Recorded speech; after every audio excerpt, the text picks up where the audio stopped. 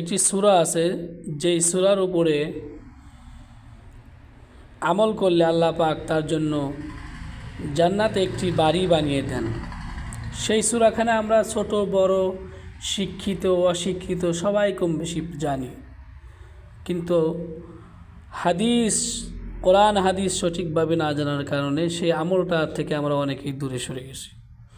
সেই হাদিসখানা হলো মুআজ ইবনে আনাস রাদিয়াল্লাহু তাআলা আনহু বলেন, রাসূলুল্লাহ সাল্লাল্লাহু আলাইহি ওয়াসাল্লাম বলেন, যে ব্যক্তি 10 বার সূরা ইখলাস তথা কুল হুয়াল্লাহ এই সূরা পাঠ করবে, আল্লাহ তাআলা তার জন্য জান্নাতে একটি বাড়ি বানিয়ে রাখবেন।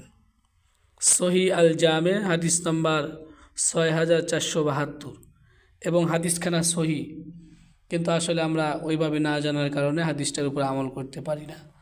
আল্লাহ পাক আমাদের সবাইকে এই ছোট্ট একটি আমল আমাদের সবাইকে করার তৌফিক দান করুন।